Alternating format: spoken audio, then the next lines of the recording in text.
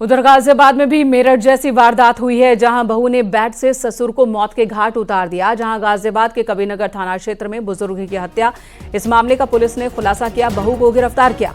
कल देर रात गोविंदपुरम इलाके में बुजुर्ग की पीट कर हत्या हो गई थी। पुलिस पूछताछ में बहू ने अपने ससुर की हत्या की बात कबूल की है। आरोपी बहू ने बताया कि उसके पति की मौत 4 साल पहले हुई थी, जिसके बाद वो अपने मायके में रह रही थी। 1 साल पहले वो कोर्ट के आदेश पर पति के घर लौटी थी, तभी से उसके ससुर उसके ऊपर गंदी नजर रखते थे। इतना ही नहीं, ससुर घर में अलग अलग महिलाओं को भी लेकर आते थे। कल देर रात भी बुजुर्ग ने आरोपी बहू को कहा कि वो पूरी संपत्ति उन महिलाओं के नाम कर देगा। इसके बाद गुस्से में बहू ने ससुर पर बैट से अटैक कर दिया। सर, मैंने तो अपनी इज्जत बचाने के लिए डंडा उठाया था। मैंने मेरे ऐसे पीछे से नंगे थे, वो पीछे से ऐसे कौली भर रहे थे, तो मेरे जो हाथ में लगा तो मैंने वो मारा, नहीं बचाने। और अब से पहले भी 3-4 बार हो चुका। मैं यहाँ पे एप्लीकेशन भी लेके आई हूँ, मेरी किसी ने पहले भी सुनवाई नहीं की। जब पुलिस पहुंचती है तो पुलिस मामले का पूरा छानबीन करती है और उसमें उसके बहू जो उसी घर में रहती है उस पर फिर संदेह होता है। बहू को हिरासत में लेके जब कड़ाई से पूछताछ की जाती है तो बहू पूरा इस घटना हुई है हत्या की, उसमें जुर्म का इकबाल करती है और घटना के पीछे जो वजह बताती है कि जो ये ससुर थे जिसकी हत्या हुई है वो इस पे गलत नजर रखते थे और कल भी उन्होंने कुछ ऐसी हरकत की थी।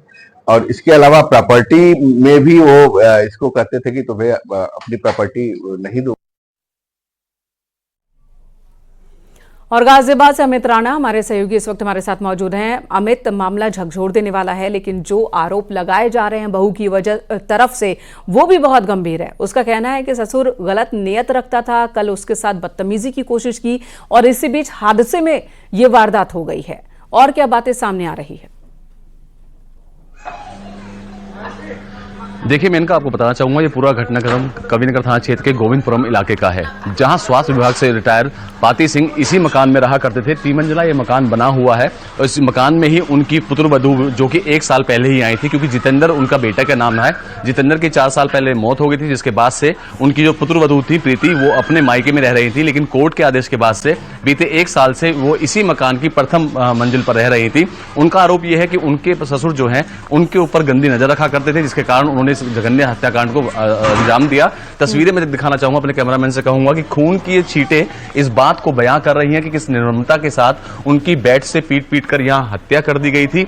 और उसके बाद इस घटना को अलग रूप देने के लिए उनके कपड़े उतारकर उनको यहां रख दिया गया था, क्योंकि बहू का जो आरोप है, जो उनकी पुत्रवधू है प्रीति, उनका साफ तौर पर कहना यह था कि उनके जो ससुर थे उन पर गंदी निगाह रखते थे। इतना ही नहीं, उनके अन्य महिलाओं से भी अवैध संबंध थे। वहीं दूसरी ओर पुलिस जांच में यह भी सामने आया है कि जिस मकान के बाहर हम खड़े हुए हैं, पाती सिंह का जो मकान है, इस मकान की कीमत तकरीबन 2 करोड़ रुपए बताई जा रही है। और पाती सिंह का कहना यह था कि जब मेरा बेटा नहीं रहा है तो मैं अपनी पुत्रवधू को इसमें से 1 रुपया भी नहीं दूंगा। जबकि जो उनकी पुत्रवधू थी प्रीति, उसका साफ तौर पे कहना यह था कि उनके एक छोटा बेटा है और एक छोटी बेटी है, उनका लालन पालन वो कहां से करेगी। वहीं दूसरी ओर प्रीति का यह भी आरोप है कि उनके जो ससुर है उन पर गंदी निगाह रखते थे और घटनाक्रम वाले दिन यानी कि शुक्रवार देर रात को भी उनके साथ उन्होंने गंदी हरकत की, छेड़छाड़ की। इसी से आजिज आने के बाद घर में रखे हुए क्रिकेट बैट से पीट कर उनकी निर्मम हत्या कर दी गई। हालांकि फिलहाल मकान के ऊपर यहां ताला लगा हुआ है, कोई आस पड़ोस के जो लोग हैं वो बोलने को तैयार नहीं है। लेकिन जिस तरीके से पीट कर पाती सिंह की हत्या की गई, इस बात की गवाही यहां पर जो पड़े हुए जूते हैं, चप्पल है, जो खून के निशान हैं, वो अंदर मकान के अंदर से लेकर बाहर जो आपका रैंपट जिसको कहा जाता है, वहां तक इस बात को बयां कर रहे हैं कि किस कदर गुस्सा प्रीति के अंदर था और प्रीति ने इस जघन्य वारदात को अंजाम भी दिया। हालांकि पुलिस के सामने उसने इस बात को कन्फेस भी किया और इस बात का उसने ये भी कहा कि मुझे कोई मलाल नहीं है, क्योंकि मेरी इज्जत के साथ खिलवाड़ किया जा रहा था, जो मेरे बच्चों का हक था वो नहीं दिया जा रहा था। यही कारण भी रहा कि प्रीति ने ये जघन्य वारदात को अंजाम दिया। बिल्कुल अमित, यहाँ 2 मामले आते हैं। एक कि हक का पैसा नहीं मिल रहा था, जो अधिकार है वो नहीं मिल रहा था, इस वजह से हत्या की, या फिर अपने सेल्फ डिफेंस में हमला किया और मौत हो गई। 2 अलग अलग तरह की बातें हो जाती हैं। पुलिस ने क्या केस दर्ज किया है? और दूसरी तरफ जब ये वारदात हो रही थी, घर में कौन कौन लोग मौजूद थे? क्या बच्चे उस वक्त घर में ही थे? आस पड़ोस के लोगों ने कुछ होते देखा या कुछ आवाज सुनी? देखिए, सुनिश्चित तरीके से इस वारदात को प्रीति द्वारा अंजाम दिया गया था। प्रीति का साफ तौर पे कहना यह है कि उसके ससुर उसके ऊपर गंदी निगाह रखा करते थे, साथ ही प्रॉपर्टी विवाद भी उनका चल रहा था। यही कारण भी रहा कि जिस दौरान इस पूरी घटनाक्रम को अंजाम दिया गया, दोनों ही बच्चों को इसी मकान के प्रथम तल पर भेज दिया गया और उनको हेडफोन दे दिए गए और उन्हें गेम के भीतर लगा दिया गया, जो पड़ोसियों का कहना है। उसके बाद प्रीति नीचे आती है, अपने ससुर के साथ उसकी बहस होती है। प्रीति का ये आरोप है कि उस दौरान उसके जो ससुर हैं मृतक पाती सिंह, वो उसके साथ छेड़छाड़ करते हैं, अभद्र व्यवहार करते हैं।